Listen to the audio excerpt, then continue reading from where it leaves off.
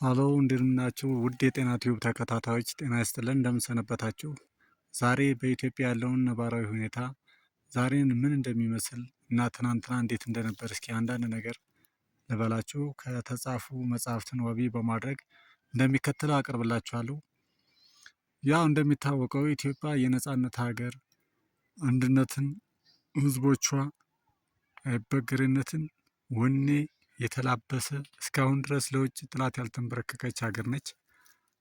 ራሷን አስከብራ የማንኛውም ሀገር ሉዓላዊነት እና ነጻነት ሳትጋፋ የራሷን ነጻነት ይዛ የቆየች ስንትና ስንት ጀግኖች ምሁራንን ያፈራች ሀገር ነች። እንደሚታወቀው በዓለም ላይ አሉ ከሚባሉ ምሁራን እና ጀግኖች መካከል ያው በኢትዮጵያ ቀደምትነት ይታወቃሉ። ታላላቅ ሳይንቲስቶች ውስጥ በቀዳሚነት የሚጠቀሱም አሉ። ለምሳሌ ከነዚህም ውስጥ እነ ኢንጂነር ቅጣው እጅጉ እንደ አብነት ብንወስድ ማለት ነው። እንደነሱ አይነት ታላላቅ ሳይንቲስቶች እንዲሁም የኢትዮጵያ ጀግኖች ብዙ ኢትዮጵያ ያፈራቻቸው ታላላቅ ጀግኖቻችን አሉ። ይሁን እንጂ ከነዚህ ምሁራን በፊትም ቢሆን ዓለም ገና ምንም ሳይነቃ ኢትዮጵያውያን ጥበባቸውን ለዓለም ያሳዩበት እንዲሁም ብቃታቸውን ለዓለም ያስመሰክሩበት ዓለም ገና ወደኋላ በተጎተተችበት ጊዜ በዚያን ዘመነ መንግስት በዚያን ዘመን ኢትዮጵያውያኖች ግን ድንቅና ታምራዊ ስራ እየሰሩ ነበረ። ልክ እንዳሁኑ ወደኋላ ሳንሄድ ማለታችን ነው። ለምሳሌ ከእነዚህም ውስጥ የአክሱም ሐውልትና ሌሎችም ከድንጋይ የተፈለፈሉ የተሰሩ እነ ላሊበላ ውቅር አብያተ ክርስቲያናት፣ የብራና መጽሐፍቶች፣ የራስ ቁሎች፣ ተክሎች እና ሌሎችም ያው ኢትዮጵያውያን ያቆዩን እንደ ቅርስ ያስቀመጥናቸው ማለት ነው። እኛ እነሱን ብቻ እያስጎበኘ ነው እንግዲህ እስካሁን ያለ ነው። ሀገራችንን እና ሌሎች የጎረቤት ሀገሮችን ሊያስጠሩ በሚችል ተምሳሌት ሊሆን የሚችል ታላላቅ ስራ ሰርተው አልፈዋል። ማለትም እኛ አያቶች ቅድመ አያቶች ማለት ነው። አሁን ባለበት ሁኔታ ሳይሆን ከፊት ሀገራችንን አናስደፍርም በማለት አንገታቸውን የሰጡ እና ህይወታቸውን ያሳለፉ እልፍ አእላፍ ጀግኖች ነበሩ። ሀብት ንብረት ቤተሰብ ሳይሉ ሀገራቸውን ሲጠብቁ የሀገር ፍቅር አስበልጠው የኖሩ የትየለሌ ኢትዮጵያውያን ነበሩ። አለማየሁ ዋሴ ከጻፋቸው መጽሐፍ እንደዋቢ ብነግራቸው ሳንብ ካገኘሁት ደስ ብሎኝ ማርኮኝ ያነበብኩት አንድ ጽሑፍ አለ። እስኪ ቆረጥ አድርጌ እሱን ላሰማችሁ።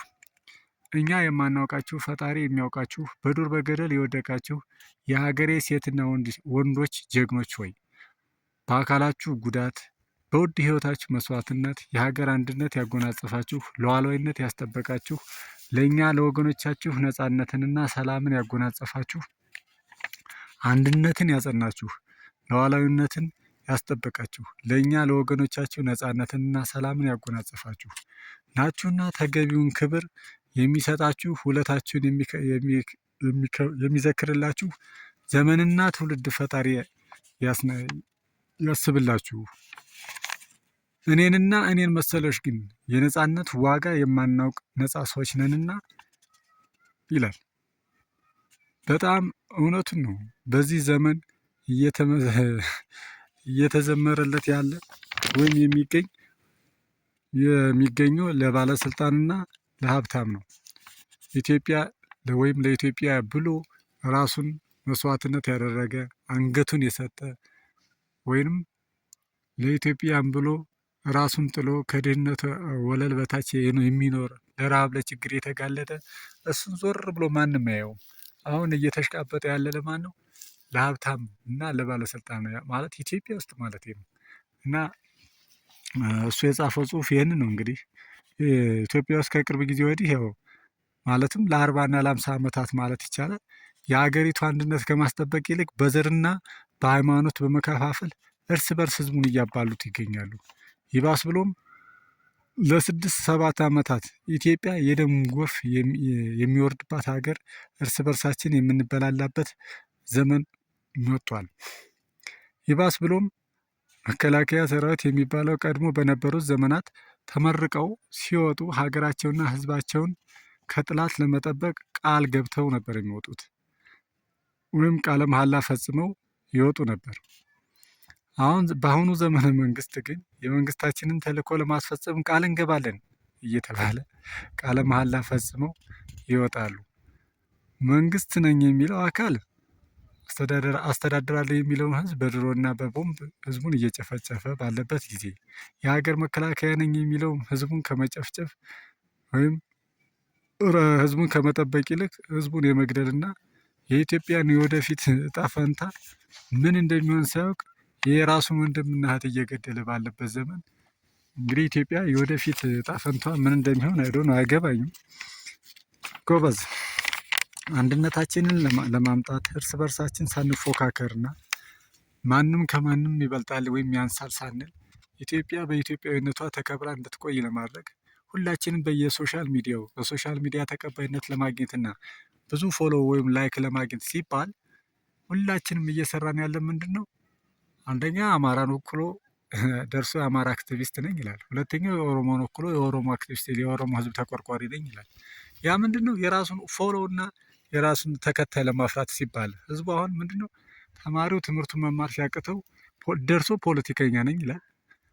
መምህሩ ፖለቲከኛ፣ አርሶ አደሩ ፖለቲከኛ፣ ሌላው ወዛደሩም ፖለቲከኛ፣ የመንግስት አካል ወይም ባለስልጣኑ ፖለቲከኛ፣ ሁሉም ፖለቲከኛ ሆነ። ወሬ ወሬ ወሬ።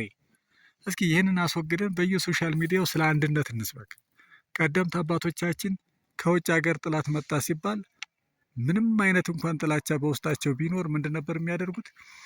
በአንድ ቀን ሌሊት ተሰባስበው መጠው ወይም ወጠው ነበር ጥላታቸውን አፈር ድሜ አብተው የሚመልሱት። ዛሬ ግን እኛ ምንድን እያደረግን ያለ ነው? እርስ በርሳችን እየተበላላን እየተፎካከር ሀገራችንን ለውጭ ጥላት ባዶ ማድረግ። ለምሳሌ ያክል በሰሜኑ ጦርነት የተካሄደውን ተመልከቱ።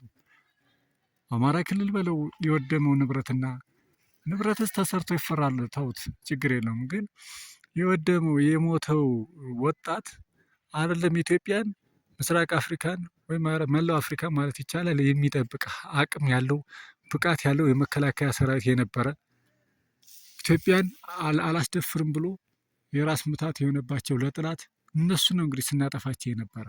ታዲያ እናንተስ ምን ትላላችሁ በዚህ ጉዳይ? እስኪ ሀሳቡ ከተመቻችሁ ላይክ ሸር እያደረጋችሁ ቀጣይም እንደዚህ አይነት ሀሳቦችን ስለምናቀርብ እና እናንተም አሁን እኔ አደራ የምላችሁ ሁላችሁንም ምንድን ነው ሁላችንም እስኪ የየበኩላችን የየድርሻችን እንወጣና እንሞክርና ተሙከራ ነገር ሁሉም ሊቀር ይችላል። አንድ ነገር ከሰራን መቼም ትንሹ ፍሬ ማፍራታችን አይቀርም። ስለዚህ ሁላችንም የአቅማችንን እንሞክር ወይም እንስራ እያልኩኝ ያው ለዛሬው ምንድን ነው የምላችሁ፣ እስኪ ወደ ፖለቲካው ከመግባታችን ይቅርና ኢትዮጵያ ውስጥ ያላችሁ እንኳን ችግሩን ታውቁታል። በተለይ አሁን ወደ ሰሜን ግማሹ ኦሮሚያ ክልል መላው ማለት ይቻላል አማራ ክልል እንዲሁም ሙሉ ለሙሉ ትግራይ ክልል ሌሎችም ክልሎች አሉ የጸጥታ ችግር ያለባቸው። ህዝቡ በስቃይ በእሳት አለንጋ እየተቀረፈ በረሃብ ጦርነት እየተሰቃየ ያለበት ሁኔታ በጣም በሚያሳዝን በሚያሰቅቅ ሁኔታ ያለበት ሁኔታ አለ። እስኪ እናንተም ከዚህ ምንድን ነው የሚባለው አንዳንዴ ሰላም በሌለበት ምድር እየሮጡ መሳቅ ይቅርና ቁሞ ማልቀሻ ቦታ ይቸግራል ይባላል። ስለዚህ ወደ ሰላም ለማምጣት ሁላችንም በሶሻል ሚዲያ የምታራግቡ ዩቲዩበሮች ወይም ሌላ ቲክቶከሮች እባካችሁ በፈጣሪ ስም እስኪ ሁላችንም ከፈጣሪ ጋር በመሆን የየበኩላችንን ድርሻ እንወጣላለሁ። ለዛሬው እዚህ ላይ ይቆየኝና ቀጣይ በሌላ ርዕስ እስከምንገናኝ መልካሙን ሁሉ እመኝላችኋለሁ። ይህ ጤና ቲዩብ ነው። ጤና ቲዩብን ለመከታተል ወይም እንዲህ አይነት መረጃ እንዲደርሳችሁ ከፈለጋችሁ አስተያየታችሁን በማስቀመጥ ላይክ፣ ሼር እና ኮፒ ሊንክ በማድረግ አጋርነታችሁን አሳዩ እላለሁ። ቻው።